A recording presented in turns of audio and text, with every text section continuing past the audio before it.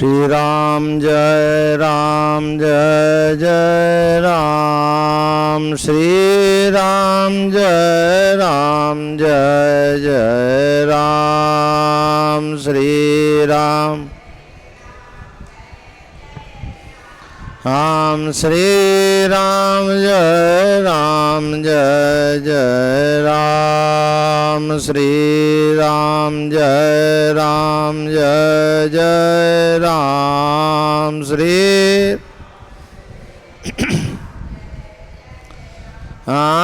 श्री राम जय जय राम। श्री राम श्री राम जय जय राम। श्री राम जय जय राम। श्री राम जय जय राम। श्री राम जय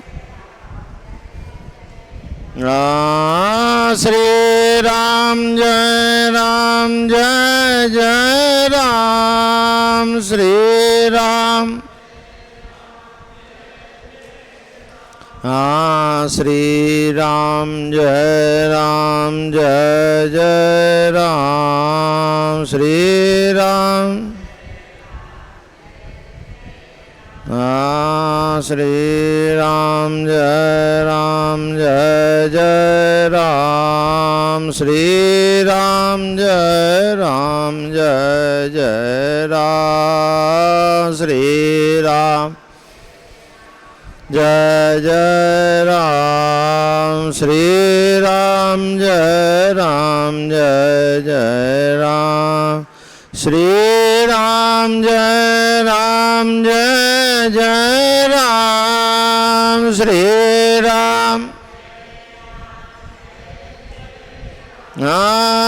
श्री राम जय जय राम। श्री राम जय श्री राम जय जय राम। श्री राम जय। बोलो राम जी महाराज की जय। रमतीत राम गुरुदेव जी, पुनित हों काल के संत, जिनको राम चरण की वंदन बार अनंत।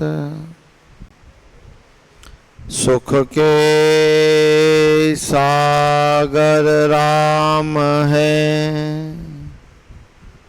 दुख के भंजनहार। राम चरण तजिए नहीं, भजिए बारंबार।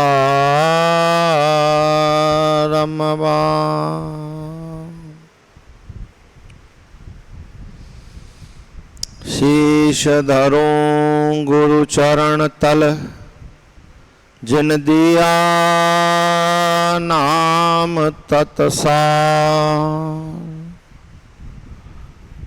राम चरण अबरैण दिन, सुमिरो बारंबार।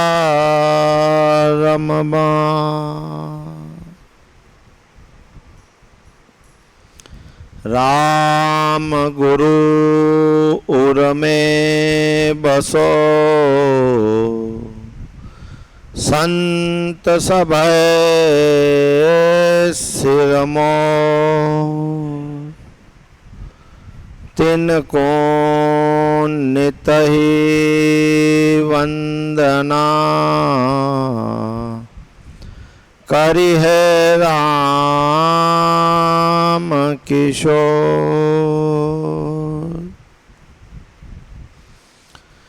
दीन बंधो दीनानाथ दीन को समायो हाथ। दीन बंधो दीनानाथ दीन को हाथ हो के कृपालनाथ कृपा मों पे कीजिए हो के कृपा मों पे जिए। दानी हो बड़े दयाल दीन को करो निहाल। दानी हो दीन को करो निहाल। काल से बचाए मोहे अभेदान दीजिए। काल से अभेदान दीजिए। कामना हरण देव करूं मैं चरण से। कामना देव करूं मैं चरण से। ऐसी कामना हरण देव करूं मैं चरण देव। कामना हरण दे करूं मैं सेव। पाऊं मैं अगम वेद ऐसी दया कीजिए। पाऊं मैं ऐसी दया कीजिए। राम जी को नाम ध्याय दुख द्वंद्व मिट जाए। राम नाम ध्याय दुख द्वंद्व मिट जाए। राम ही चरण कहे राम रस। राम ही चरण कहे राम रस। दीन बंधु दीनानाथ दीन को समायो हाथ। दीन बंधु दीना दीन को समायो हाथ। हो के कृपालनाथ कृपा मों पे कीजिए। हो के कृपा मों पे कीजिए। दीन बंधु दीनानाथ दीन को। बोलो राम जी महाराज की। प्रातः स्मरणीय अनंत श्री विभूषित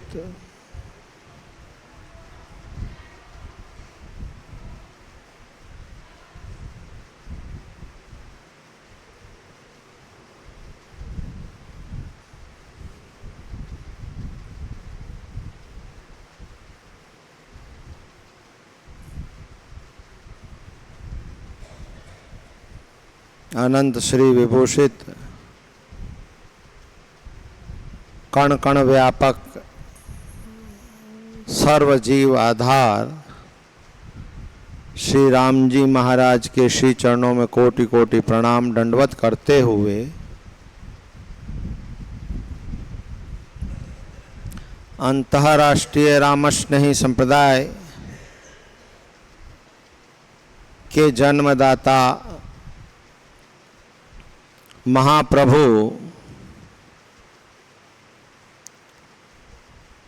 स्वामी जी श्री रामचरण जी महाराज के श्री चरणों में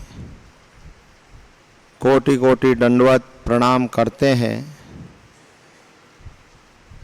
वर्तमान आचार्य श्री सद्गुरुदेव के श्री चरणों में कोटि कोटि प्रणाम दंडवत करते हुए जिज्ञासु माताओं भाइयों, हृदय कमल में विराजमान राम जी महाराज को प्रणाम करते हैं।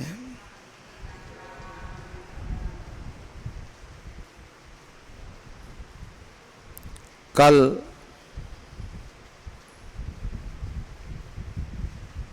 कीर्तन भक्ति पर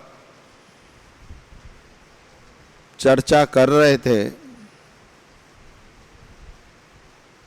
कीर्तन जीवन के अंदर तत्काल फल देता है और जीवन की क्रियाओं से, बंधन से मुक्त कर देता है। जिस प्रकार संसार की क्रियाओं में आप लोग लिप्त रहते हो, भगवान का नाम, भगवान की शब्द, भगवान की अनुभूति के लिए सब तैयार हो, पर मन क्या कर रहा है?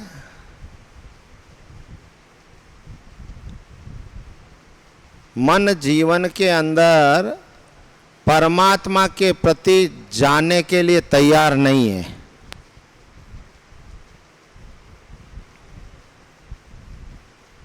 सभा स्थल है, ये नाम की जगह है जहाँ परमात्मा का सुमिरण करके आत्म कल्याण की व्यवस्था इस प्रांगण के अंदर, इसके वातावरण में, इसके परमाणु में विद्यमान है। पर हमारे जीव के पाप और हमारे जीव की ग्रंथियां इतनी प्रबल है कि यहाँ आने के बाद भी हमारे को उसकी याद नहीं आती। हमारे संसार की क्रिया, संसार की व्यवस्था हमारे को याद यहाँ भी वही आती है।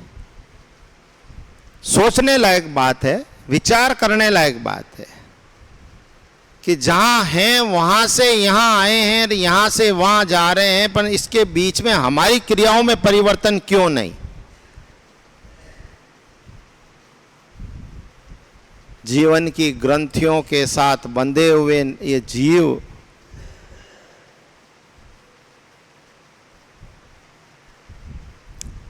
साधारण जीव अपने जीवन के आयु के 50 साल, 55 साल घर, परिवार, संपत्ति, वैभव आदि कमाने में लगा रहता है, हैं? अब कमाने के बाद फिर होता क्या है बताओ आप? 55 साल, 60 साल की आयु हो गई। अब जब सारा कमा के इकट्ठा कर लिया और इकट्ठा करने के बाद अब होता क्या उसका? जिसके लिए किया वो उसका भोग रहे, और हम क्या कर रहे हैं? हमने हमारे जीवन के 60 वर्ष की आयु पूरी गमा दी उसके पीछे, जिस संपत्ति के पीछे, जिस वैभव के पीछे, जिस परिवार के पीछे, जिसके पीछे हमने हमारा सर्वस्व उसके पीछे लगा दिया। परंतु यहाँ उस चीज का हमारे को क्या मिला? सुख है? उस घर के अंदर बैठने वाले बच्चे, उस घर के अंदर रहने वाली बहुएं, वो भी हमको एक गिलास पानी पिलाने के लिए भी तैयार नहीं है। क्यों? कि हमारे जीवन की ग्रंथियां, हमारे जीवन की क्रियाएं इतनी प्रबल माया में बंध गई कि वो व्यक्ति को उस परमात्मा तक जाने ही नहीं देती। और फिर भाव उठता है, फिर वैराग्य उठता है, फिर मन में आता है कि अब भजन करना चाहिए, अब राम राम करना चाहिए। बताओ कहाँ से होगा वो राम राम? है? हो सकता है? बोलो।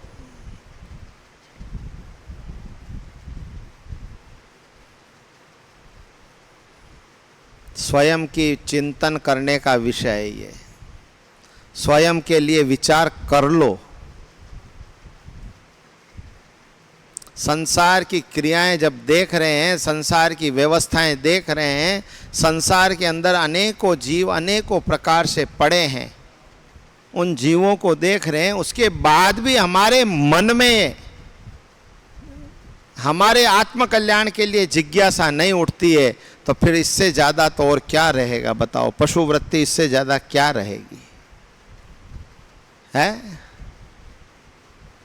किसी के घर में कोई पल माचे में पड़ा है, कोई लकवे में पड़ा है, कोई कोमा में पड़ा है, कोई कहाँ पड़ा है, कोई अस्पताल में पड़ा है, कोई हाथ पैरों से अपंग हो रखा है, कोई क्या हो रखा है। और आप सब भी जितने यहाँ बैठे हो उसमें सबको कुछ ना कुछ तकलीफ तो है ही।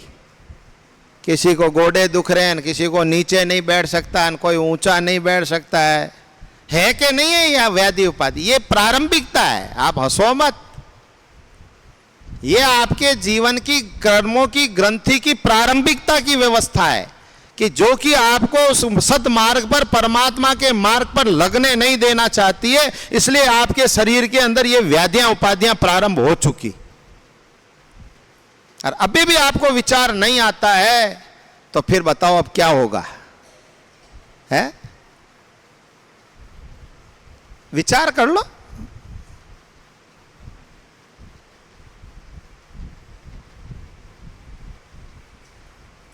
यही सारी संकेत हैं जीवन के अंदर। फिर भी परमात्मा की कृपा मानो कि परमात्मा एक एक चीज पर छोटी छोटी क्रियाओं से आपको संकेत करता है, और वो संकेत को समझ के भी आप अपना मार्ग बदल लो, वो संकेत को समझ के भी अपने जीवन की क्रियाओं को बदल लो, तो भी भगवान चाहता है कि ये मान जाए, बदल ले, तो मैं फिर भी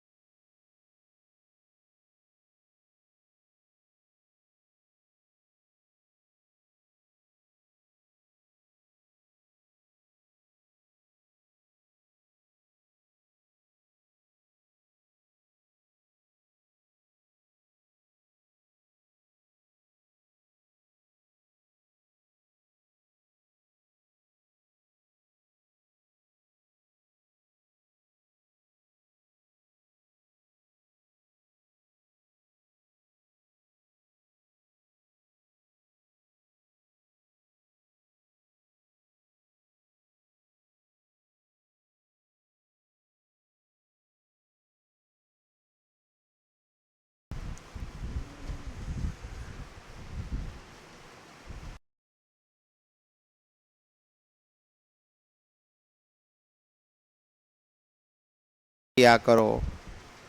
पर आप चाहते ही नहीं हो इस चीज को, क्योंकि आप ये चीज चाहोगे तो कहीं घर सुधर जाएगा, घर सुधर जाएगा तो व्यक्ति सुधर जाएंगे, तो व्यक्ति सुधर जाएंगे तो फिर हमारी पीड़ा दुख दर्द ये जो व्यवस्था वो कहाँ जाएगी बेचारी?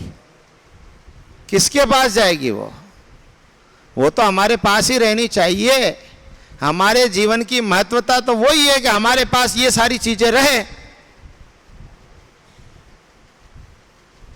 हम चाहते ही नहीं है कि हमारे जीवन में कोई परिवर्तन हो, और हमारे जीवन के अंदर कहीं ना कहीं हमारे जीवन सुख समृद्धि और हमारे जीवन के अंदर परमात्मा का नाम स्थापित हो जाए।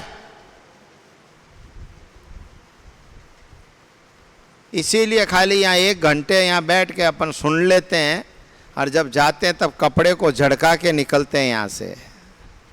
राम जी आपकी बात वापस अटे ही रख दी हो, ध्यान रख, जो जरूरत पड़े तो ले लीजो।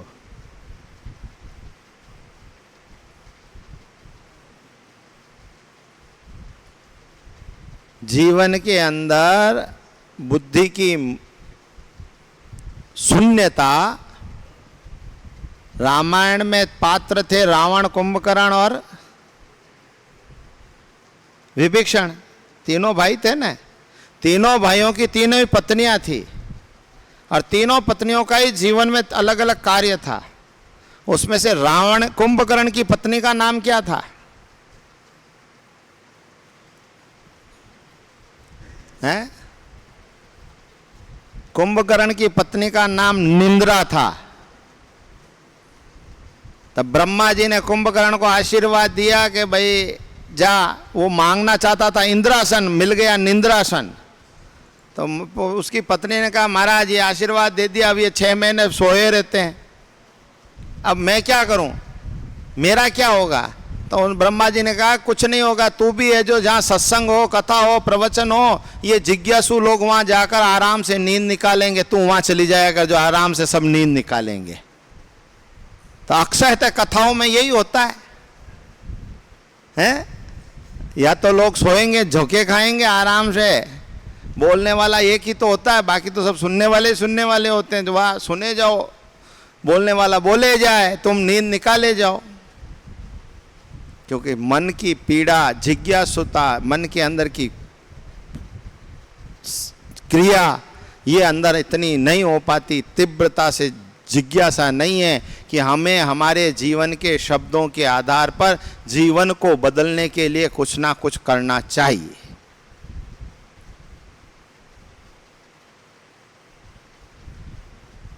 कर्म, गति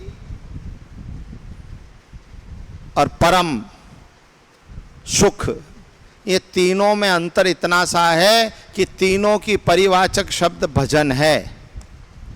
कर्म को भजन काट सकता है, क्रिया को भजन स्थिर कर सकता है, और भजन से ही सुख मिलता है। बताओ आप, हैं? होता है कि नहीं होता है? समझ की बात है ये तो। भक्ति से मुक्ति की तरफ तत्व का ज्ञान कहता है कि भक्ति से मुक्ति की तरफ, क्योंकि ज्ञान और वैराग्य की स्थिति अभी स्थिर नहीं है, इसलिए भक्ति से मुक्ति की तरफ, परमात्मा में इतनी संलग्नता हो जाए कि जीव अपने आप को मुक्त कर ले, ये तत्व कहता है। और वही कारण है खाली, बस।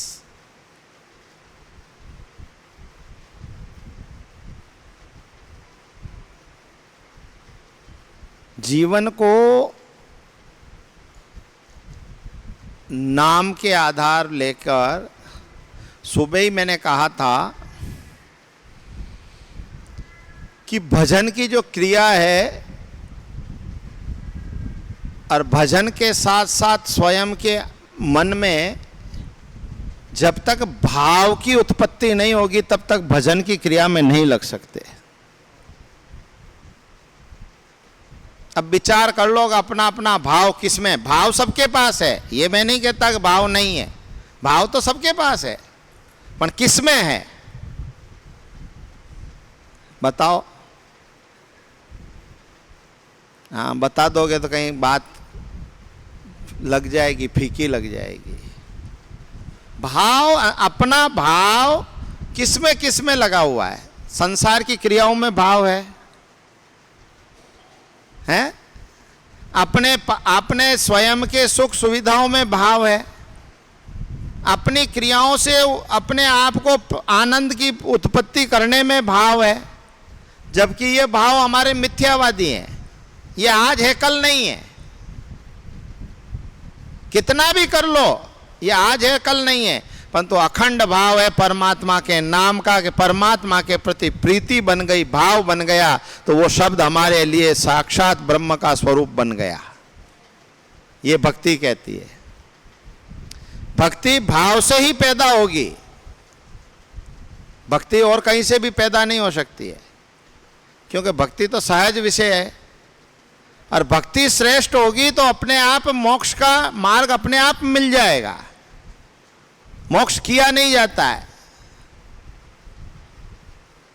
मोक्ष के लिए कोई दवाई नहीं है, मोक्ष के लिए कोई लेखा जोखा पत्रकार नहीं है कि भाई हमने लिख के दे देंगे भाई आपका मोक्ष हो जाएगा, लो ये चिट्ठी ले जाना। भाव से भक्ति पैदा होगी और भक्ति से ही मोक्ष पैदा होगा, मोक्ष होगा। बिना भक्ति के मोक्ष हो नहीं सकता, क्योंकि बिना भक्ति के परमात्मा का नाम हमारे अंदर निश्चल नहीं बन सकता। ये क्रिया है, एक दूसरे के रूप प्रतिरूप की क्रियाओं में एक दूसरे के साथ संबंध बंधा हुआ है। शब्दों का ही तो खेल है, और है क्या? शरीर तो वो का वो ही है। पंचभूति शरीर सबके बने हुए हैं, यथावत बने हुए हैं, परंतु क्रियाओं में परिवर्तन नहीं होना। इसीलिए सुबह मैंने कहा था कि नाम जप करने के लिए शब्द को उच्चारण करना बहुत जरूरी है।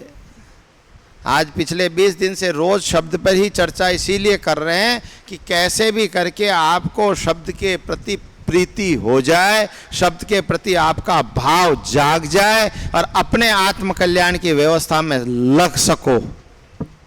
बाकी और कोई मतलब थोड़ी ना है।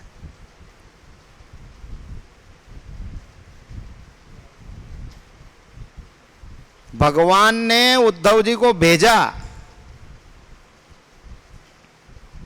भगवान ने कहा, उद्धव जी अब मेरा समय पूरा हो चुका है, मुझे अब जाना है, पर एक कार्य करोगे, आप जाओ गोकुल और गोकुल जाके और प्रत्येक गोपियों को सबको इकट्ठा करके और उन्हें ब्रह्म ज्ञान का उपदेश दे के आ जाओ।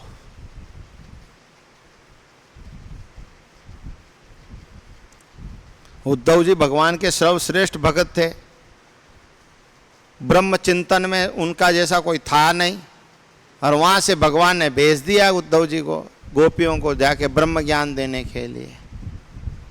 और जब वहाँ गए, यमुना जी में स्नान किया, स्नान करके जब गोपियों के सामने जाके बैठे और जब उन्होंने ब्रह्म ज्ञान की चर्चा की, तो गोपियों ने 1 सेकंड में कह दिया उद्धव जी को, उद्धव जी तुम्हारा ज्ञान तुम्हारे पास रखो, हमारे पास तो वो अखंड अविनाशी भगवान की रसमय लीला और उसका सुमिरन हमारे अंदर अखंड रस के धारा की तहत बह रहा है, हमारा तो वही मुक्ति का मार्ग है, ये तुम्हारा ब्रह्म ज्ञान हमारे काम का नहीं। गोपियों ने अपना आत्मदर्शन बता के उद्धव जी को प्रेरणा दे दी कि भगवान के नाम और भगवान के नाम की रस ही इतना तीव्र है कि यह ब्रह्म ज्ञान से भी ऊपर है। तब से भगवान ने, उद्धव जी महाराज ने तब से भगवान का वेदांत को छोड़ के और रस की साधना करना प्रारंभ कर दिया, नाम की साधना लेना प्रारंभ कर दिया, और उसी से एक संप्रदाय बन गया। वहीं से निम्बार्क संप्रदाय की स्थापना हुई। भगवान का वांग्मय स्वरूप शालिग्राम के रूप में भगवान ने उद्धव जी को दिया था, और उद्धव जी से वो परंपरा प्रारंभ हुई जो आज भी वो शालिग्राम जी सलेमाबाद में विराजमान है? देखो आप, और वो परंपरा अपने आप में रसमय परंपरा है, भगवान की लीला की परंपरा है। भगवान के साथ संबंध ऐसे बना रखे हैं साधकों ने कि जिस प्रकार घर में बालकों के साथ भगवान के संबंध भाव के आधार पर संबंधों की रचनाएं कर रखी हैं, वो सहज भक्ति कहलाती है। ये वेदांत उपनिषदों की बातें हैं तो बहुत ऊंची है, और वो हमारे जीवन के क्या काम की? जिस चीज़ को हम समझ नहीं सकें, जिस चीज़ को हम कर नहीं सकें, जिस चीज़ के लिए हम पात्र नहीं हैं, बन नहीं पाएंगे, तो बताओ वो क्या हमारे क्या काम का?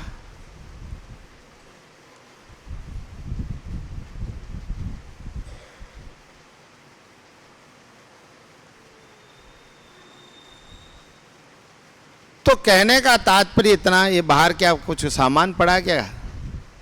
गाय खा रही है, आने दो उसको। उसने सोचा कि ये सब सुन रहे हैं तो मैं भी सुन ही लूं।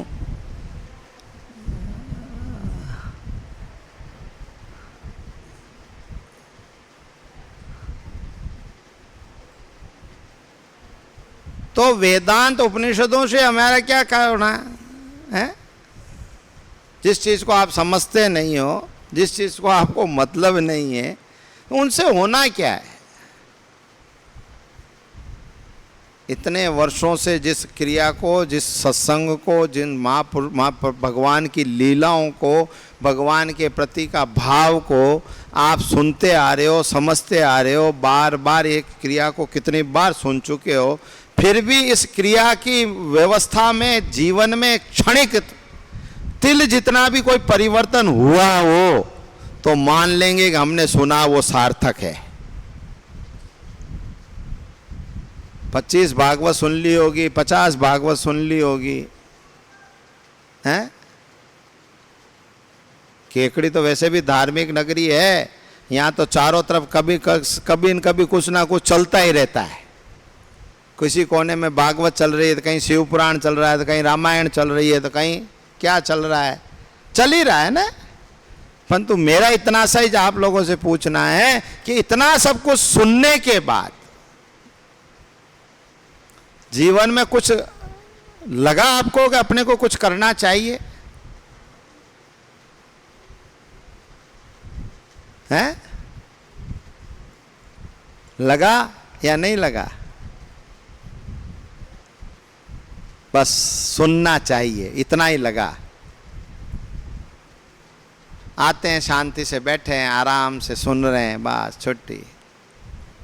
जय राम जी की।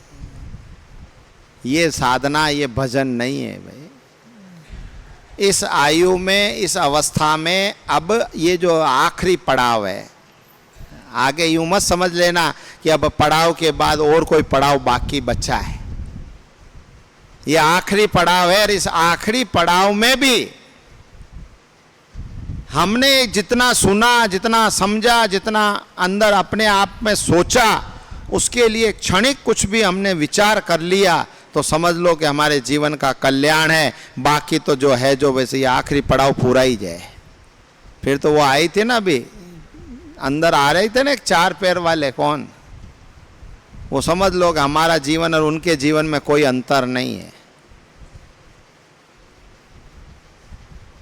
परमात्मा का नाम, परमात्मा का क्रिया, बार बार जो ग्रंथ आपको सुनाए जा रहे हैं, समझाए जा रहे हैं, बार बार जो बताया जा रहा है, उसका मात्र एक ही कारण है कि परमात्मा के सुमिरण के बिना और कोई भी रास्ता है नहीं।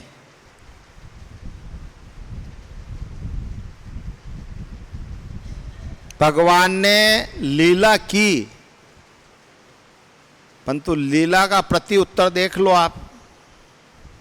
भगवान ने रामावतार के अंदर जितने भगवान ने जिन जिन से संपर्क में आए, भगवान जहाँ जहाँ संपर्क में आने के बाद मर्यादा के सामने वो नहीं हो पा रहा था, तो भगवान ने उसको आश्वासन दे दिया, ठहर जा भाई, आगे देखेंगे।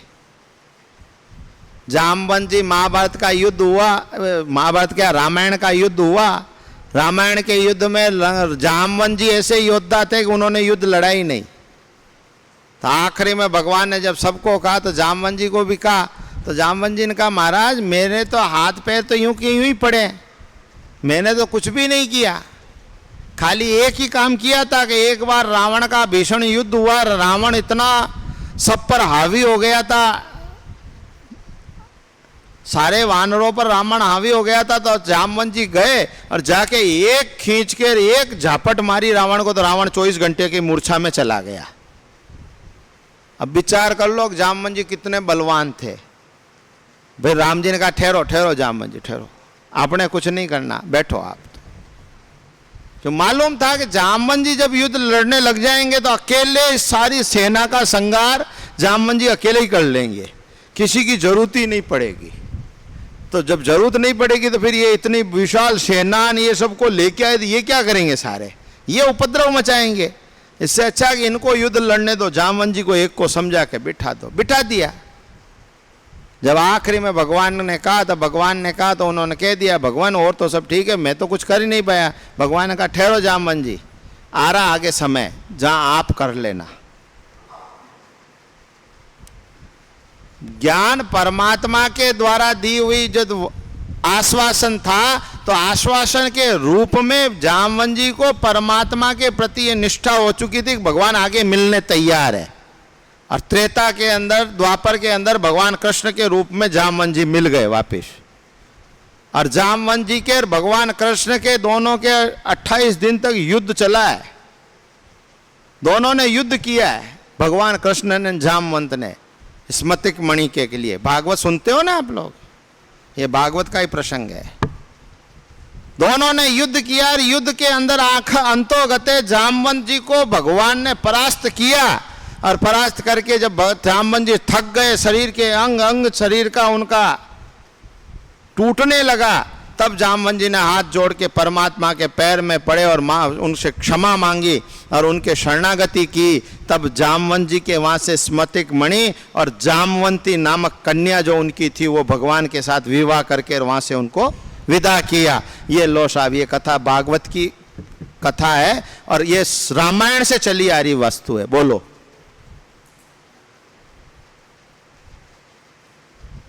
जितने भी लंका जाने के समय पुल, समुद्र पर पुल बांधा, पुल में सारे पर्वतों के पत्थरों को वहां लाया गया।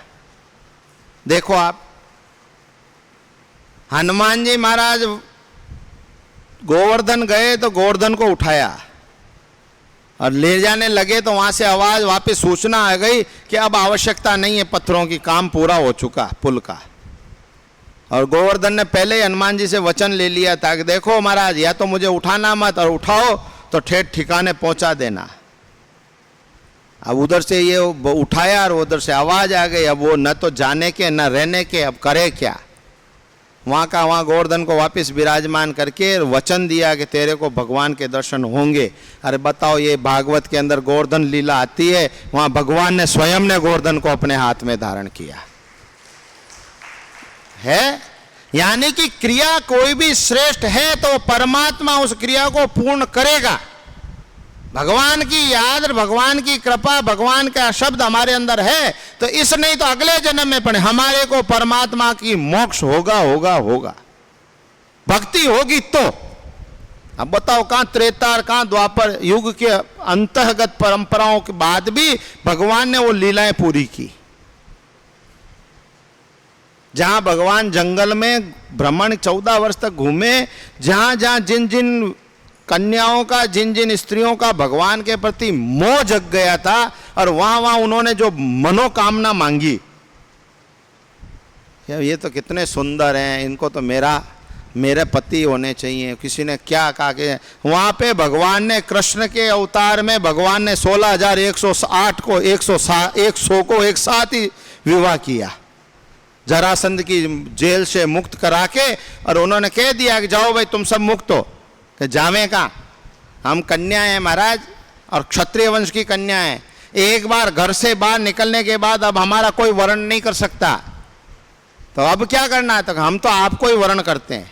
भगवान ने स्वीकार कर लिया और एक साथ ही सब 16,108 से विवाह कर लिया। अब आप लोगों को लगता है भगवान ने विवाह तो किया, पर उस युग में, उस जमाने में जहां भगवान ने रामावतार में जिन जिन ने जो कामना की थी, उन कामनाओं की पूर्ति यहां आके की उन्होंने पूरी। देखो, सुनते हो ना भागवत।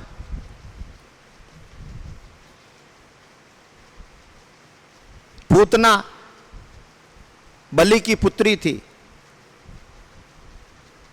महाराज बलि के यहाँ विराट रूप धारण भगवान वामन देव बन के गए और गए, तब उस बलि की पुत्री ने उनके दर्शन किए तो मन में भाव जगा के कितना सुंदर बालक है, ये तो मेरा बालक होना चाहिए। भाव जगा मन में, भगवान ने तथास्तु कह दिया। और उसी क्षण जैसे ही बलि ने संकल्प लिया, भगवान ने विराट रूप धारण किया। तब विराट रूप धारण किया तब तुरंत उसके ही मन में वापस भाव बदला कि ऐसा बालक हो तो इसको तो मार देना चाहिए। और वही आगे जाके यहाँ पूतना बनी और पूतना को भगवान ने मातृत्व का भाव भी दिया और उसका प्राणायांत भी कर दिया। दूध पिया उसी का, मातृत्व का भाव भी पूर्ण किया और वापिस उसको अपने लोक तक भेज भी दिया। कहने का तात्पर्य क्या, ये सब प्रमाण बताने का मतलब क्या,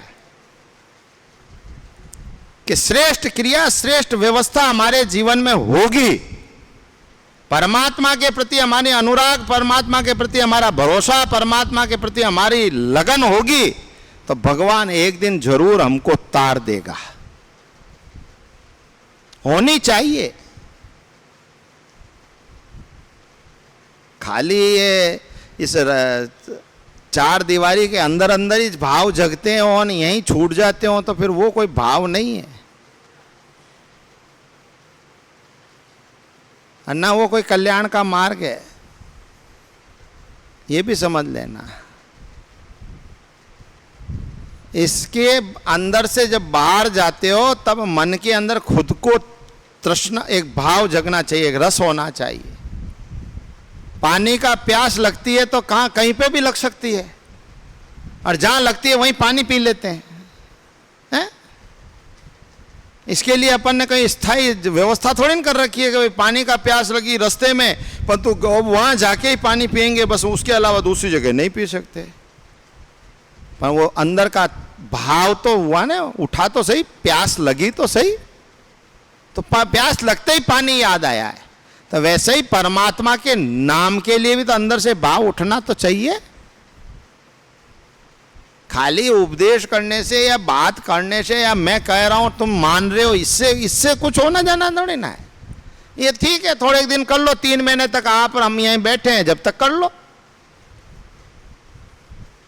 फिर जब तक खुद के अंदर का भाव करुणामय स्थिति में नहीं परिवर्तन होगा तब तक परमात्मा का नाम स्थिर नहीं होगा। भले वो व्रत हो, उपवास हो, भले वो क्रिया हो, मात्र एक जीवन की एक स्थिति बनी हुई है कि हमें करना है बस। हमें उसका महत्व या उसके साथ हमारे जीवन की लगाव या हमारे जीवन की क्रियाओं के साथ उसका संबंध ये हमारे को नहीं मालूम है, इसलिए उसका कोई महत्व नहीं है।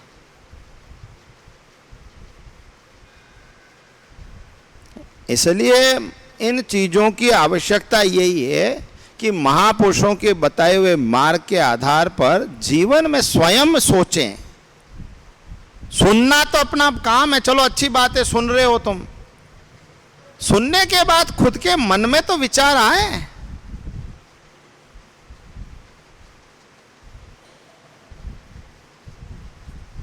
खुद को भाव तो जगे कि वास्तव में हमें करना चाहिए। अब हमारी उत्तरार्ध अवस्था है, हम आखिरी पड़ाव में आ चुके हैं।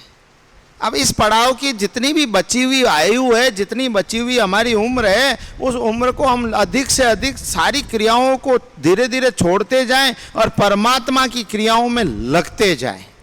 ये वो अवस्था है। और नहीं तो एक दिन शरीर ये अपने आप ये क्रिया तुमको छोड़ देगी। ये शरीर छूटा, वो काम छूटा, खत्म बात, एक झटके में। हम यहाँ बैठे हैं, कोई सूचना आ जाती है कभी कहीं से, महाराज वो फलाना चला गया, लो साहब। अरे भाई कल तो फ़ोन से बात हुई थी हमारी, हाँ महाराज आज चला गया वो। क्या पता चलता है, हैं? तो जब समय नहीं है तो फिर क्या मतलब। महाराज जनक की सभा में 9 जोगेश्वर, 9 ऋषि एक साथ आए। नौ ही जोगेश्वर आए। जैसे ही सभा में आए तो महाराज जनक सिंहासन पर बैठे थे, तो उन्होंने दर्शन किए तो कूद के भागे ऊपर से सिंहासन से। वो एकदम कूद के दौड़े और दौड़ के 9 के 9 ऋषियों को एक साथ अपने गले में बात भर के गले मिल लिया। 9 के 9 ऋषियों को जैसे ही गाद भरा तो 9 ऋषियों ने कहा महाराज थोड़ा शांति रखो, एक एक ऋषि से मिल लो आराम से। एक साथ 9 से मिलने का क्या कारण। जनक बड़े हंसे जोर से।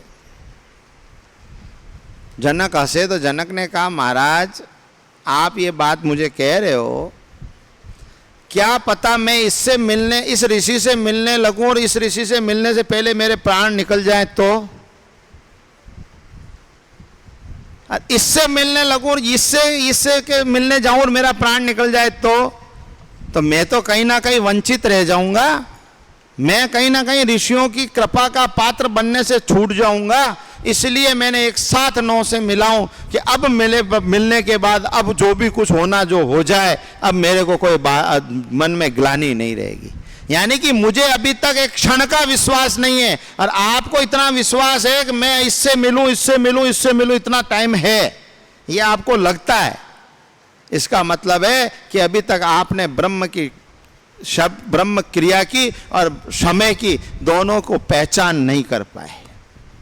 ये ऋषियों को कह दिया, क्योंकि जनक भी बहुत उच्च कोटि के साधक थे, बहुत उच्च कोटि के ऋषि थे।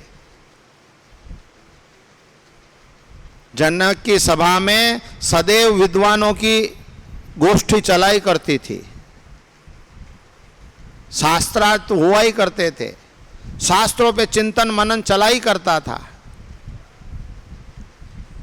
ऐसे उच्च कोटि के साधक थे जनक। तो देख लो कितना उनकी सूक्ष्म विचारधारा थी कि कहीं प्राण निकल जाए और मैं संग का, मैं इन महापुरुषों के दर्शन का, इन महापुरुषों के संग का अपने आप में करने से वंचित रह जाऊंगा तो मेरे मन में ग्लानि रह जाएगी। और हमें क्या विश्वास है, अभी तो खूब करना है क्या है? इतना नहीं है भाई। हमारे महापुरुषों ने लिखा है भजन, ये रोज गाते हैं यहाँ भजन। देखो रे बाजीगर करता कैसा ख्याल रचाया रे, हैं? देखो रे बाजीगर करता कैसा ख्याल रचा, उत्पत्ति परले अरु भर तारा अपने हाथ रखाया रे। देखो रे बाजीगर कर, क्या ये संसार के अंदर हम सब खिलौने हैं, बाजीगर वो है, परंतु 3 चीजें उसने अपने हाथ में रख ली। 3 चीजों का किसी को नहीं मालूम है कि कब क्या होगा। बताओ, किसी को मालूम है आप में से? हैं? उत्पत्ति प्रलय अरु भरतारा।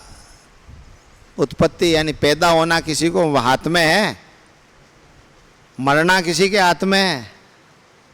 हैं? अरु भरतारा, अब जो सुबह पहले उठते ही पहले किसकी रोटी नसीब में होगी ये मालूम है? हैं? हमको तो नहीं मालूम है भैया।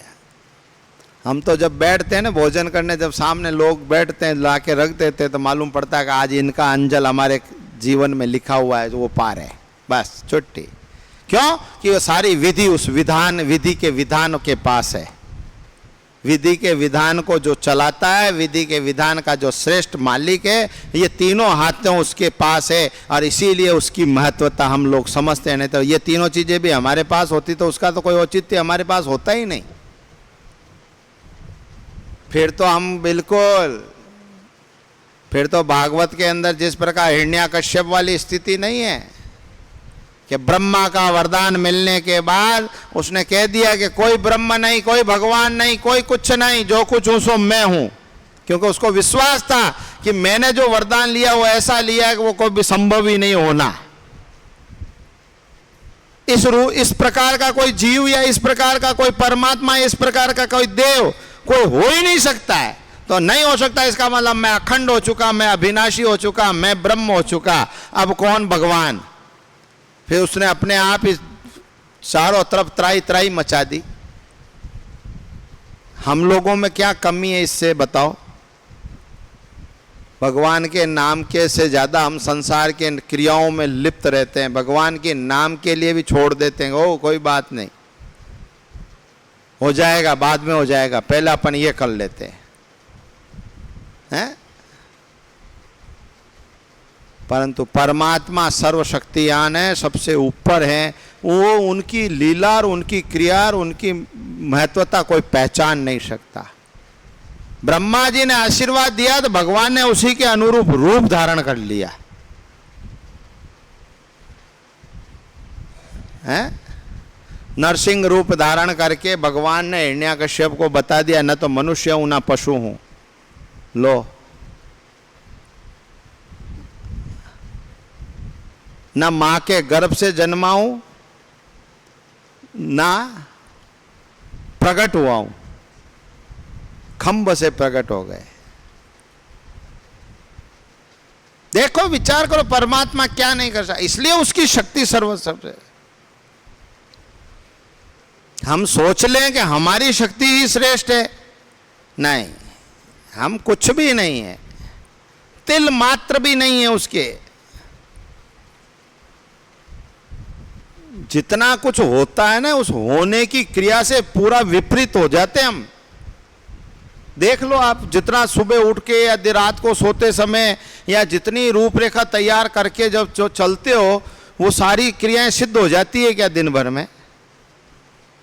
हैं?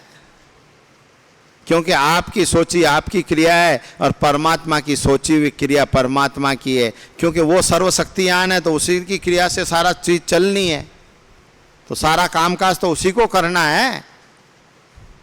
तो आपने तो खाली सोच लिया, बस ठीक है, सोच लिया हमने तो, अब सोच लिया, उसके लिए हाथ पैर पटक लो, पर होना या ना होना वो उसके हाथ में। तो सारी सब चीजें सारी उसी के हाथ में है, तो फिर हम क्यों बिना काम का बोझ अपने माथे लेके घूमते फिरें? बताओ आप। सारी चीजें जब तक पिता के पास होती है तब तक पुत्र स्वतंत्र होता है, हैं? अपनी मस्ती में मस्त रहता है, कोई लेना है कोई देना। पर जिस दिन पुत्र के माथे पे जवाबदारी आ जाती है, तब क्या होता है कि एक साथ दो जवाबदार बन जाते हैं। पिता तो था ही जवाबदार, पुत्र भी जवाबदार बन गया। अब दोनों ही बोझ लिए घूमो। न तो नियति कहती थी कि पुत्र ने जवाबदारी ले ली तो पिता ने जवाबदारी उतार के सौंप देनी चाहिए कि ये ले तू संभाल, तेरे माथे, मैं तो मेरा फ्री। जितने साल तू मस्त रहा, मस्ती में आनंद में रहा, तू जैसा रहा, अब उसके उतने उत्तरार्ध के साल मैं मेरी मस्ती में आनंद में रहूं और मैं प्रभु का चिंतन करूं, मैं भगवान का नाम लूं और अपने हाल में मस्त रहूं। पर नहीं साहब, बोझ माथे से उतरे नहीं। बोझ उतर जाए तो फिर कहना ही क्या है।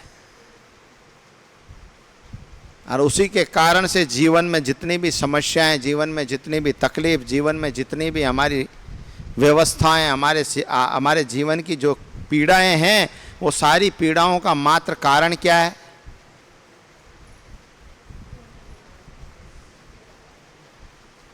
स्वयं के द्वारा स्वयं की क्रियाओं से रहित नहीं होना। कोई कोई ऐसे व्यक्ति भी होते हैं जो सारी क्रियाओं से स्वयं ही रहित होते हैं और अपने आनंद में जीते हैं मस्ती से।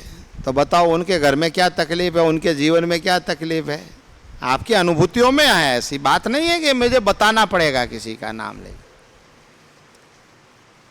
ऐसे कोई कोई लोग होते हैं जो अपनी सारी जवाबदारी से मुक्त हो जाते हैं, पर रहते हैं अंदर से अंदर। अपने घर में ही रहेंगे पर आनंद से रहेंगे। तेरी मर्जी हो, जो अगर लाभ है तो तेरा, हानि है तो तेरी। ऊपर उठता है तो तू, बैठता है तो तू, मैं नहीं जानता कुछ। तो वो भी सुखी आनंद से जी तो रहे ना। बताओ आप। अब उसको देख के हमें भी इस चीज का ज्ञान ना हो तो बताओ फिर अब सुख कैसे मिले? अभी तो मुक्ति बहुत दूर की बात है। अभी तो जिस शरीर में बैठे हैं, जिस संसार में बैठे हैं, जिस क्रिया में बैठे हैं, उसी के अंदर दुखी हैं। मुक्ति तो बहुत आगे की बात है। मुक्ति तो इस शरीर के अंदर प्रवेश करके इस आत्मा को परमात्मा तक ले जाके मिलाना, उसको मोक्ष कहा गया है। अभी तो ये बाहरी क्रियाओं में हम उलझे हुए हैं। बाहरी क्रियाओं से ही हमारे तो जीवन के अंदर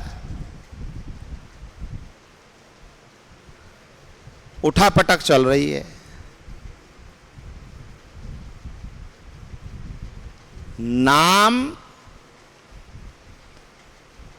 परमात्मा का सुमिरण करके स्वयं के जीवन को तारना, परंतु उससे पहले हमारे जीवन के अंदर विवेक, हमारे जीवन की भावना और हमारे जीवन की क्रिया, ये तीनों श्रेष्ठ होनी चाहिए।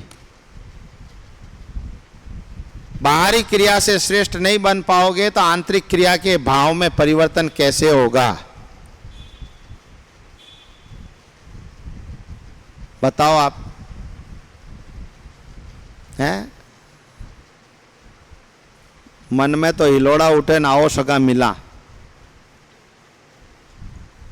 है। मन में तो दुनिया भर के भाव ऐसे भरे हुए हैं और फिर परमात्मा का नाम ले लें, साहब भगवान को याद कर लें।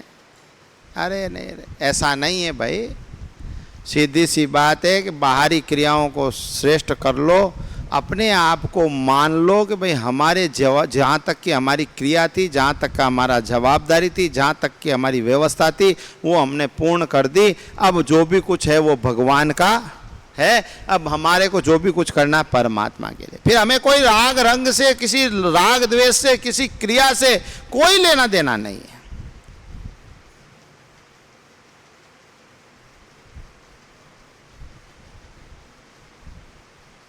जब तक ये सब होगा ना जीवन में, तो दोनों साथ नहीं चल सकते भाई। भगवान का भजन और ये सोचो कि हम संसार को और भगवान के भजन को दोनों को साथ लेके चलें, ये संभव है क्या? और ये संभव होता तो फिर हमारे धर्म के 4 लक्षणों में से एक लक्षण अलग ही धर्म को अलग क्यों रखते? फिर 4 लक्षण ही क्यों अलग अलग करते? एक ही रख लेते सबको, वाह ठीक है, अपने सभी इसी में निपटा लेते हैं। परंतु कहने का मतलब है कि इस अवस्था के आधार पे जीवन के अंदर जिसकी महत्वता होनी चाहिए वो महत्वता बढ़नी चाहिए। और वो बढ़ेगी जब हम हमारे स्वयं के बोझ को हल्का कर देंगे, स्वयं के बोझ को उतार देंगे। आपके रुकने से कोई चीज़ रुकनी नहीं है, ये निश्चित समझ लो। आप सोचते हो कि हम रोक सकते हैं, हमारे पास क्षमता है, तो ये नहीं है। जो होना है वो विधान का काम है, और जो हो रहा है वो भी विधान का काम है, और जो होगा वो भी विधान का काम है। अब तुम्हारे हाथ में क्या है? तो फिर सभी काम विधान का है, तो तुम क्या करोगे? हैं? जबरदस्ती दुखी होगे, जबरदस्ती उसके पीछे भागोगे। रावण ने सारे देवी देवता नाग किन्नर सबको जीत लिया उसने, सबको। वहाँ पे 9 ग्रह, वायु अग्नि जल आकाश सब उसकी सेवा में। स्वर्ण सिंहासन पे बैठता था, शनि को चरणों के नीचे रखता था रावण। इतनी तप बल था रावण को कि ग्रह काल की स्थितियों को वो बदलने की क्षमता रखता था। अब बताओ साहब, उसके पास कितनी ताकत, कितना वैभव, कितना सारी सृष्टि के मूलभूत सारी लोग उसके पास। अग्नि घर में भोजन बनावे, वरुण उसके घर में जल भरे, वायुदेव उसके घर में झाड़ू निकाले। हैं? बोलो। परंतु अंतोगते हुआ क्या है? इतना सब कुछ होते हुए भी हुआ क्या? समय आया और राम जी राम निकल पड़ा यहां से। लो साहब, इतना बलवान, तुम्हारे पास इतना कुछ है क्या? इतना जोड़ के इसका एक अंश भी नहीं होगा कुछ भी है। फिर भी हमें अभी तक अपने आप में ये नहीं लग रहा है कि हमें भगवान का नाम लेके इस जीवन को आत्मकल्याण करना चाहिए। रावण इतना श्रेष्ठ बुद्धिमान भी था, इतना बलवान था, इतना ज्ञानी भी था, पंडितों में सर्वश्रेष्ठ पंडित था वो। मैंने पहले भी तुमको दृष्टांत सुनाया कि लंका का प्रारुद्भाव हुआ तब रावण ने ही उसकी वास्तु पूजा कराई, और लंका का युद्ध हुआ तब भगवान को, राम जी को भी रामेश्वर की पूजा भी रावण ने करवाई। लंका का प्रारंभ भी रावण ने किया और लंका का विनाश भी रावण से ही प्रारंभ करवाया, उसी ने चालू किया कि कोई बात नहीं, चलो मैं चलता हूं, मैं कराऊंगा पूजन, मैं स्थापना करवाता हूं। और स्थापना करवाई। स्थापना कराने के बाद राम जी ने रावण के चरणों में सिर झुकाया, आशीर्वाद लिया, और आशीर्वाद में रावण ने राम जी को विजय भव होने का आशीर्वाद दिया।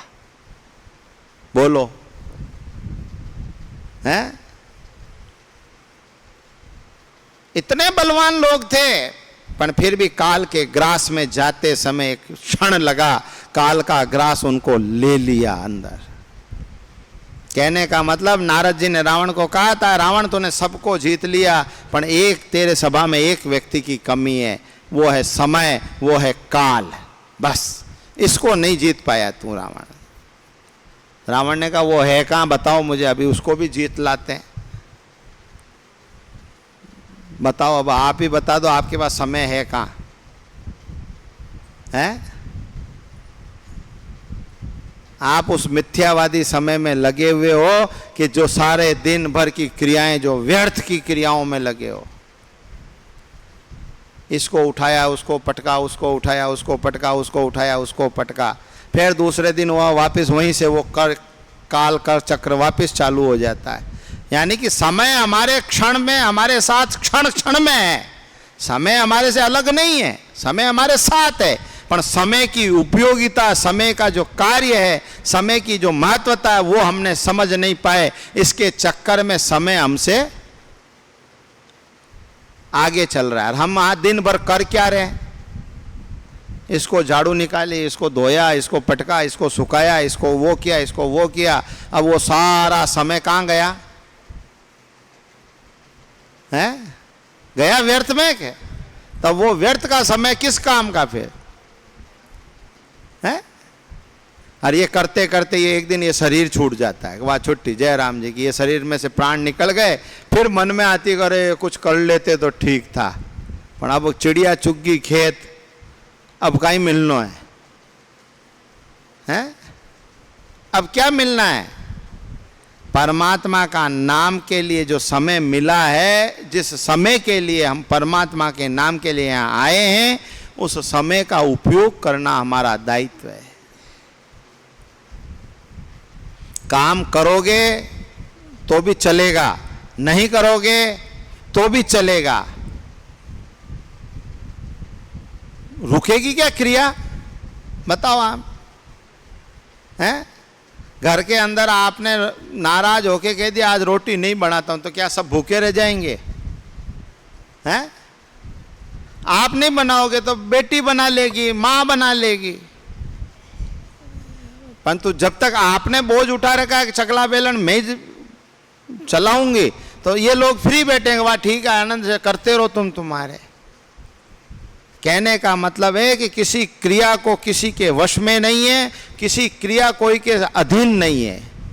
वो समय अपने अधीन से क्रिया को पूरा किसी ना किसी को निमित्त बना के वो सारे कार्य को सिद्ध कर लेता है और उस कार्य को रुकने नहीं देता। इसलिए कहावत बनी है कि सड़क को मुर्दो और राज को काज कदे रुके को नहीं। सड़क का मुर्दा और राज का काज ये कभी रुकता नहीं है।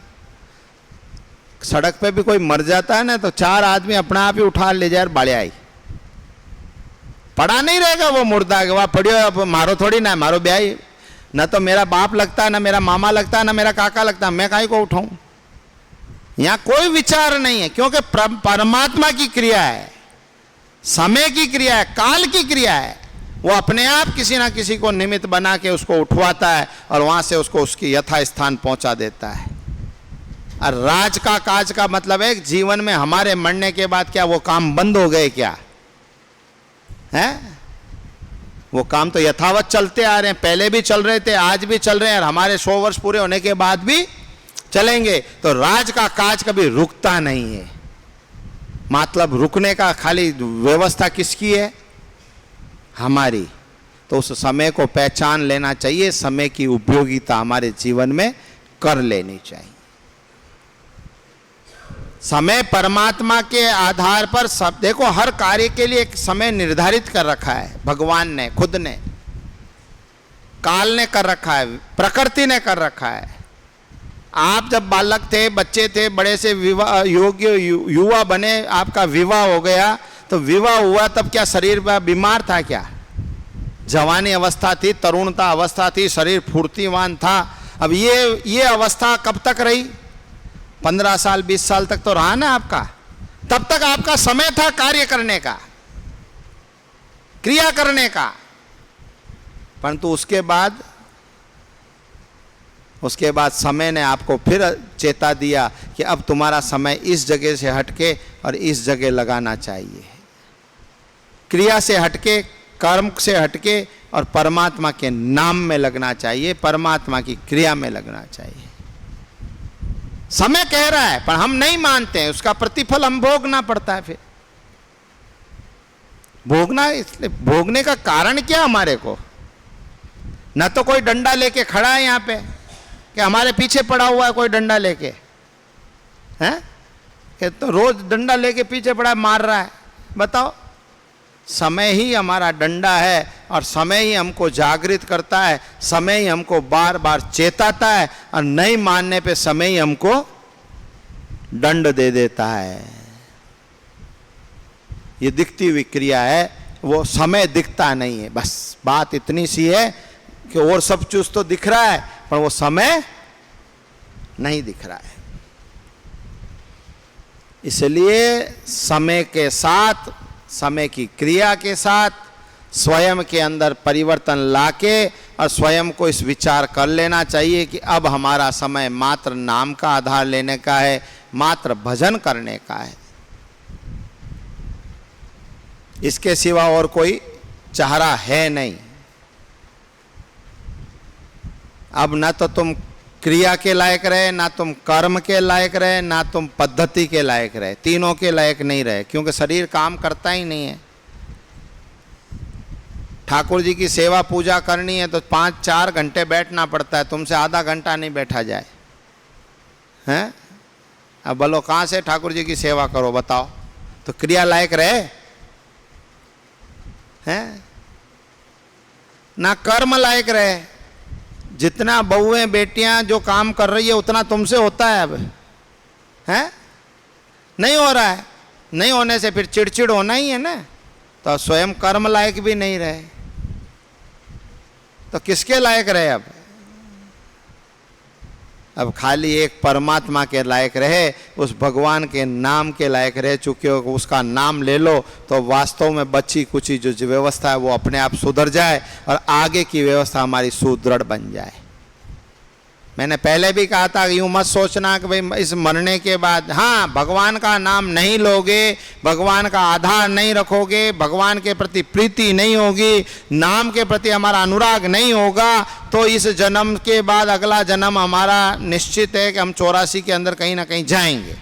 परंतु मरते मरते भी इस योनि में आखिरी समय तक भी परमात्मा का चिंतन मनन, परमात्मा का नाम हमारे जीवन में रहा तो भगवान कहीं ना कहीं कृपा करके वापस मनुष्य दे के और हमको आगे बढ़ा देंगे। ये कृपांक है।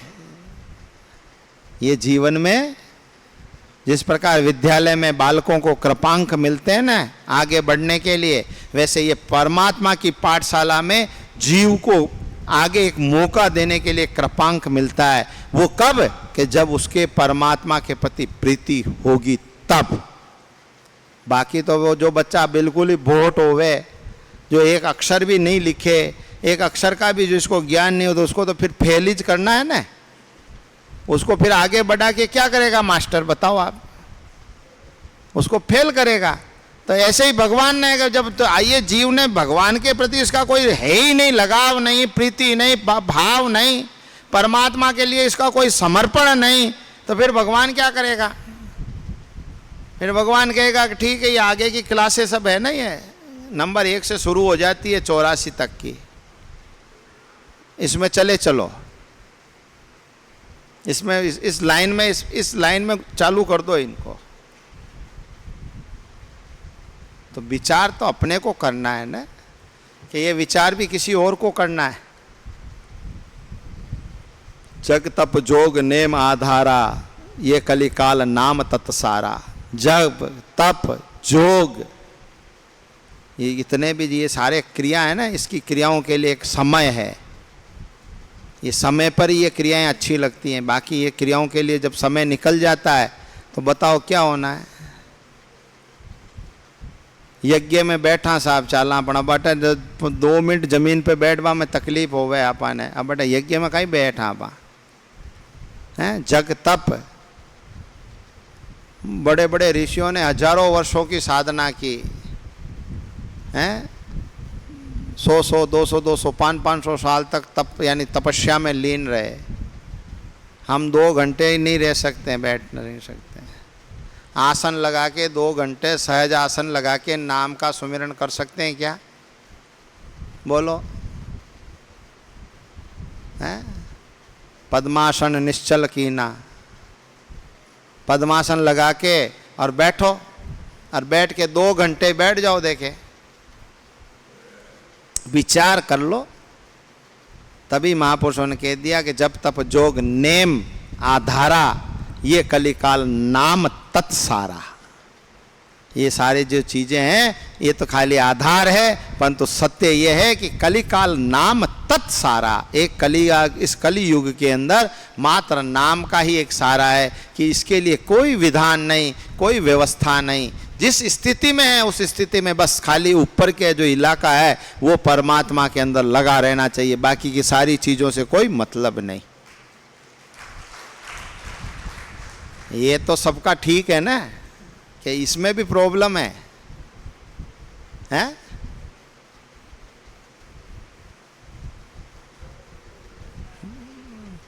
मेरे को ऐसा लगता है कि मेरे को विषय हटा, ये बंद करना पड़ेगा यहाँ से। हाँ नहीं ये बंद करना पड़ेगा, क्योंकि आप लोग यूं संकोच में रहते हो सब सुनने वाले। स्वयं की जीवन के लिए स्वयं की सत्यता को, स्वयं के जितने हमारे जीवन के अंदर हमारी स्वयं के अवगुण की क्रियाओं को स्वयं स्वीकार कर लेना ही उस अवगुणों से रहित होना है। समझ में आई मेरी बात कि नहीं आई? स्वयं के जीवन को, स्वयं की क्रियाओं को स्वयं के द्वारा स्वयं को मान लेना चाहिए कि हमारे में इतनी कमियां हैं, इसलिए हम भगवान तक नहीं पहुंच पा रहे हैं। वो मानने में कोई शिकायत नहीं, और जब मान लोगे तब वो उससे अपने आप रहित हो जाओगे, छूट जाओगे। जिस प्रकार कोर्ट करती है ना, कोर्ट के अंदर 2 नियम है कि भाई पुलिस एक तो पकड़ के ले जाती है तो उसके 4 डंडे ज्यादा पड़ते हैं, और स्वतः ही कोई जाके सरेंडर कर देता है तो फिर क्या होता है? हाँ ठीक है बिठा दो इसको। उसको फिर मारा पीटी नहीं करती पुलिस, उसको बिठा देती। नहीं ये आदमी स्वतः आया, अपना गुनाह इसने स्वयं ने स्वीकार किया है, तो उस परमात्मा के सामने खुद की क्रियाओं को स्वीकार करने में आपत्ति क्या है? और यहीं फिर मन को आप समझाना चाहते हो कि नहीं आप ठीक है, तो फिर कोई बात नहीं, फिर तो करे जाओ, चले जाओ। तो हमारे महापुरुषों ने सहज भजन इसलिए कहा कि ये सबका ठीक है, और इसी की उपयोगिता भजन के अंदर है। बाकी शरीर के नीचे, यहाँ से गले से नीचे तक का कोई महत्व है ही नहीं, उसकी कोई आवश्यकता है ही नहीं। फिर भले आप ऊपर चढ़ के बैठ के राम राम करो, नीचे बैठ के राम राम करो, सो के राम राम करो, या चल के राम राम करो, वो करेगा कौन राम राम? मुख मस्तिष्क, बस ये गले से ऊपर ही होना है ना सब कुछ। परंतु उससे आगे की क्रियाओं में उलझोगे, जप तप जोग, इन क्रियाओं में जब उलझ जाओगे तो इनमें उलझोगे तो फिर इस माथे से नीचे की जितनी चीज़ें हैं ना वो सब काम में आएगी, और वो सब सिद्धांत मांगेगी, वो सारे नियम मांगेगी, सारी व्यवस्थाएं मांगेंगी। और फिर व्यवस्थाएं इस शरीर से होनी नहीं है। ये शरीर तो वैसे हमारा तो माया के जाल में उलझता उलझता लक्कड़ हो चुका है, इतना कड़क हो चुका है कि अब इस शरीर से बापड़े से झुका जाए नहीं, बैठा जाए नहीं, चला जाए नहीं। इतनी सारी व्यवस्था इस शरीर के साथ हो चुकी है। तो बताओ फिर ये जप तप जोग नेम आधार है, ये सब कहाँ से होगा? अब इसके लिए सिद्धांत चाहिए। अब ये होना संभव है नहीं, इसीलिए सहज है कि कलयुग केवल बस। तो सीधी सी बात है कि राम राम किए जाओ, तो खूब राम राम किया करो भाई, और समय का सदुपयोग करो। जितना बने उतना समय का सदुपयोग करो। समय को जितना बने उतना समय अपने क्रिया के कलाप से निकाल के परमात्मा के नाम में लगाओ। ये काम खत्म नहीं होने, ये क्रियाएं खत्म नहीं होनी है, और ये खत्म नहीं होनी तो इससे तुम्हें कुछ मिलना भी नहीं है। जब नहीं मिलना है तो फिर फालतू की इतना बिना का सारा समय उसके पीछे क्यों गमाए। इससे अच्छा है कि जितनी ज़रूरत है, जितनी आवश्यकता, उतना काम कर लेना चाहिए और बाकी अपना वापस भजन में लग जाना चाहिए। कल परसों ही मैंने आपको एक प्रसंग सुनाया था वृंदावन का, ठाकुर जी का, है याद है? भगवान का एक भक्त था, हरिदेवाचार्य जी महाराज के शिष्य थे, 5वें नंबर के। तो उनको भगवान की सेवा दी, और सेवा दी तो भगवान को अपनी कुटिया में ले जाके, उन्होंने बहुत अल्पहारी थे, मतलब बहुत संग्रह किसी चीज़ का रखा ही नहीं उन्होंने जीवन में, कोई चीज़ का संग्रह नहीं, मात्र एक छोटी सी कुटिया में अपनी एक बोरी का टाट, और उसी के अंदर रहना और अपना भिक्षावृत्ति करके अपना टिक्कड़ पाना, बस छुट्टी, बात आगे ख़त्म। कोई चीज़ की नहीं। तो जितना कम संग्रह होगा उतनी समय की उपयोगिता ज़्यादा बढ़ेगी। आज तुम्हारे पास समय कम होने का कारण क्या है? दुनिया भर की सारी चीज़ें इतनी घर में बसा ली कि उन चीज़ों को आखे दिन अवेरने में ही लगे रहते हो। उसी चीज़ों को इधर से उठा के इधर रखी, इधर से उठा के इधर रखी, इधर से उठा के इधर रखी, दिन भर उसी में ही लगे रहते हो। और कम पड़ती है तो फिर बाजार जाके और ले आते हो 2-4 चीज़ें के और ले चल रहे हैं, तो उसी में लगे हो बिना कारण। कोई लेना न कोई देना। हर 6 दिन में 5 दिन में हर चीज़ों के ऊपर हाथ लगा देना और हर चीज़ को इधर से उठा के यहाँ जमाते फिरना है। इधर के कुएं का पानी इधर डाला और इधर के कुएं का पानी इधर डाला और व्यक्ति तीर्था चलिया। बीच में एक शब्द और है पर वो मैं नहीं बोलता है। ये हमारे जीवन की क्रिया हो चुकी है। बताओ आप, बिना कारण की। तो उन महापुरुषों ने अपने जीवन में ठाकुर जी को विराजमान किया, रोज टिक्कड़ का भोग लगाना और मस्ती से भजन करना, मौज करना। ठाकुर जी ने कहा सपने में आके कि ये रोज ये सूखा टिक्कड़ खिलावे मेरे को, मेरे से खानी आवे नहीं, क्योंकि ठाकुर जी तो लीलाधारी थे, मक्खन मिश्री खाने वाले। ये कहाँ सूखा टिक्कड़ रोज धुने का खावे। भगवान ने कह दिया उनको, तो भगवान ने कहा तो उसने मान ली बात कि वाह चलो छोड़ो, टिक्कड़ में तकलीफ पड़ती, अपने बाटी बना के खिला दो। वो उसका आटे का लोया बनाया, भोगल में डाला। धुआं चलते ही थे, हम साधुओं के धुएं होते ही हैं। धुएं के अंदर डालने का मतलब भोगल में डालना होता है। बाटी सिक जाती, झड़का के ठाकुर जी को दे देते, वो खाए जा। जैसे आप भी बच्चे को पकड़ा देते हो ना टुकड़ा, वो खेलता कूदता खाए जान भागता फिरे, वैसे वही पार्टी पकड़ा दे भगवान को, वही बस अपने बैठे राम भजन करे। भगवान ने कहा अरे भाई इसमें नमक नहीं, मिर्ची नहीं, कुछ नहीं, तुझ तो डाल। तक नमक डाला। फिर आगे फिर कहा कि भगवान ने कहा कि अब थोड़ी घी भी कर। तो उसने तुरंत भगवान को कह दिया महाराज तुम्हारी माया यहाँ मत फैलाओ, तुम्हारे को समझ में नहीं आती है तो तुम तुम्हारी व्यवस्था दूसरी जगह कर लेना। मेरे को तो यही समझ में आता है कि मैं ज़्यादा प्रपंच करके अपने समय का दुरुपयोग नहीं करना चाहता। मैं मेरे समय का सदुपयोग परमात्मा के नाम में रखना चाहता हूँ। भगवान तुम्हारे नाम से ज़्यादा प्रीति है, तुमसे मेरी प्रीति नहीं है। ये भगत ने भगवान को कहा साक्षात, बोलो कि मुझे तुमसे प्रीति नहीं है, तुम्हारे नाम से प्रीति है, और तुम्हारी ये सारी क्रियाओं में लग जाऊंगा तो मेरा नाम छूट जाएगा। और हमारे स्वामी रामचंद्र जी महाराज ने अपने जीवन दर्शन के अंदर साफ फरमाया कि जब गुरु महाराज ने कहा भोजन बनाने का चूल्हा चेताया, चूल्हा चेता के उन्होंने कहा कि अब यही काम करना बाकी रह गया क्या? साधु बने भजन के लिए कि चूल्हे चक्की पीसने के लिए? वहीं पे चूल्हे में पानी डाला चाल के, वहीं से निकल गए कि छोड़ ये झंझट कहाँ करना। तभी महाराज ने अपना नित्य नियम बना लिया, भूख लगे तब भिक्षा करना, कर कर लेना दोना रे, मन रे निज बैरागी होना। मन को कह दिया कोई आवश्यकता नहीं है, हटाए दुनियादारी की सब चीजें। 8 पैर तक बैठ कर नाम का सुमिरन करते रहे, तब भगवान मिले। अब ऐसे थोड़ी मिल गए आज साड़ी लिया है, कल भगोनी लिया है, परसों तवा लिया है, ढीकड़ा लिया है, पूछड़ा लिया है कि रोज इनको ही अवेरे फिरो। ऐसे भगवान मिले क्या? है? जितनी क्रियाओं से रहित हो जाओगे, जितनी व्यवस्थाओं से रहित हो जाओगे, जितनी अल्प व्यवस्थाओं में जीने लग जाओगे, तो समझ लेना कि परमात्मा की मार्ग की तरफ समय का उपयोग हमने भगवान के मार्ग की तरफ बढ़ा दिया है। परिग्रह, ये जो एक तरह का जो ग्रह है, एक तरह की क्रिया है, ये क्रिया जीवन को, काल को, समय को इसी क्रियाओं में उलझा देती है।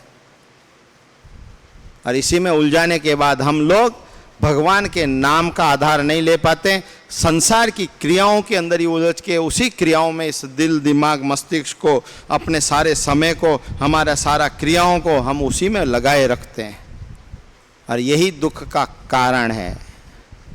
बाकी परमात्मा की भजन तो आनंद का, मस्ती का कारण है।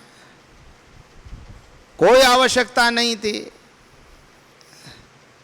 डॉक्टर कह देगा ना कि तख्ते के ऊपर दरी बिछा के सोना तो स्लिप डिस्क की तकलीफ ठीक हो जाएगी, तो आपका 6 इंच का दल्लभ का गद्दा पड़ा ही रहता है। क्यों? डॉक्टर ने कह दिया। अब जबरदस्ती तख्ते के ऊपर दरी बिछा के नहीं सोना, भले अपन नहीं सो सकते तो भी सोना पड़ेगा, क्योंकि डॉक्टर ने कहा शरीर को ठीक करना। इसलिए क्या है, डॉक्टर ने स्लिप डिस्क की तकलीफ को ठीक करने के लिए बिना बिछाए हुए कुछ भी सीधे सोना। और नहीं तो डॉक्टर ने नहीं कहा तो कि डल्लभ का गद्दा भी 8 इंच वाला, 6 इंच वाला होना चाहिए भाई, ये हाँ शरीर को तकलीफ पड़ती है। इसलिए महापुरुषों ने स्पष्ट कर साफ शब्दों कि उस इतनी अवस्था आवश्यकता उतनी ही जीवन के अंदर उपयोगिता होनी चाहिए, और साधक को प्रतिदिन अपने जीवन की उपयोगिताओं में कमी लानी चाहिए। दिन प्रतिदिन हर चीज से मन को हटाना चाहिए, त्याग करना चाहिए, तब जाके साधक बन पाएंगे, तब जाके परमात्मा के प्रति हमारे अनुराग जग पाएगा। है ऐसे थोड़ी नहीं जग पाएगा कि रोज लो साहब राम 2 घंटा बैठ के राम राम करिए, उठते ही पहले कह लो चलो तो थोड़ा बाजार चले। क्यों भाई, क्या काम है? हाँ वो 1-2 गिलास, टिफिन, कटोरियां वो सब लानी है साहब। इसके ऐसा साधक नहीं हो सकता है, उसका त्याग करते चलो। स्वामी जी महाराज ने कहा है, राम सुखदास जी महाराज ने खुद ने ये बात फरमाई कि जो तुम्हारे पास है उसको त्यागना त्याग कहलाता है, जो तुम्हारे पास है ही नहीं उसको त्यागना त्याग नहीं कहलाता। अब सबके पास अपने अपने अनुरूप ही होगी चीजें, ये तो जरूरी है ही नहीं कि सबके पास ही वो सारी चीजें सबके पास ही मिल जाए, परंतु जो भी है जिसके पास, उसको त्यागने की वृत्ति को त्याग कहा गया है। जो भी है, तब साधक बन पाओगे, तब जीवन के अंदर कुछ ना कुछ परिवर्तन हो पाएगा, तब परमात्मा की प्राप्ति होने का मार्ग मिल पाएगा। खाली मिलेगा नहीं, मिल नहीं जाएगा, मिल पाएगा। सोचने की बात है, ये समझने की बात है। ये चौथी अवस्था है। चौथी अवस्था परमात्मा के नाम के लिए बची है, और इसके लिए भी अभी हमारे मन, बुद्धि, विवेक में अभी भी हमारे अंदर माया का, संसार की क्रियाओं से लिप्त रहना अभी भी हमारे को पसंद है, तो फिर उसका कोई जवाबदार नहीं है, वो स्वयं ही उसका जवाबदार है कि ये 84 जीव जो पड़े हैं ये हमारे सामने तैयार है, और इसी के अंदर घूमते रहेंगे, फिरते रहेंगे, और आनंद से इन जीवों का जो कष्ट दिख रहा है वो हमारे जीवन में कष्ट आना संभव हो जाएगा। ये स्वयं अपने आप, ये क्रिया परमात्मा ने इसीलिए दिखा दी सामने। भगवान ने ये लीलाएं रची है ना, ये इतनी प्रकृति की, ये क्यों रची? दृष्टि से देखकर हमें अपने जीवन की अनुभूति लेने के लिए रची है। कीट पतंगा, गाय, बैल, बकरी, भैंस, ये इन सब पीड़ा पा रहे हैं, कोई कहाँ जा रहा है, कोई मार खा रहा है, कोई क्या कर रहा है। सारी क्रियाएं जो दिखा रहा है ना भगवान, क्यों दिखा रहा है? ये इस जीव के लिए दिखा रहा है कि इस जीव को तुमने जब तक परमात्मा में नहीं लगाया तो ये गति होना संभव है, और इस गति होने पर इस जीव के साथ जो त्रास हो रहा है वो हमारे साथ होगा। हमारे साथ का मतलब इस आत्मा के साथ त्रास होना है। अभी भी जो कुछ हो रहा है वो किसके साथ हो रहा है? आत्मा के साथ ही हो रहा है। शरीर तो निष्का वो है, मरने के बाद सब शरीर में से आत्मा निकल जाती है, शरीर मुर्दा पड़ा रहता है, तो बताओ उसमें से क्या कमी हो गई? हाथ पैर नाक आंख कान कुछ कम पड़ गए क्या? हैं?